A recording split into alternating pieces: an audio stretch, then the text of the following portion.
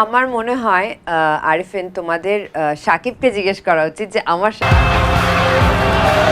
The future. ঢালিউডে ঘটতে যাচ্ছে একটি চমকপ্রদ ঘটনা। শাকিব খানের বহুল আলোচিত সিনেমা রকিস্টারে নাকি যুক্ত হয়েছেন বলিউডের জনপ্রিয় গ্ল্যামার্স কুইন নায়িকা হাজারো তরুণদের ক্রাশ প্রিয়াঙ্কা চোপড়া। কথাটা অবিশ্বাস্য হলেও এটাই সত্যি, কারণ জানা গেছে গোপন সূত্রে, যদিও অফিসিয়ালি কোনো এখনো ঘোষণা আসেনি।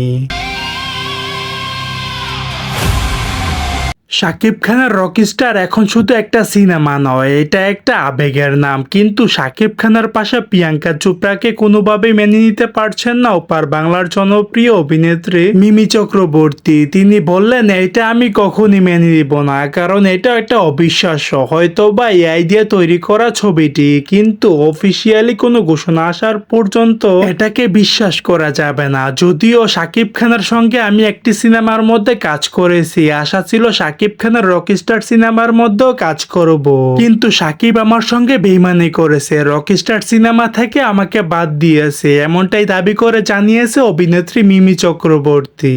সো দর্শক, আজকের এই ভিডিওটি এই পর্যন্তই। যদি ভিডিওটি ভালো লেগে থাকে তাহলে ভিডিওতে একটি লাইক, একটি কমেন্ট আর অবশ্যই চ্যানেলটি সাবস্ক্রাইব করতে ভুলবেন না।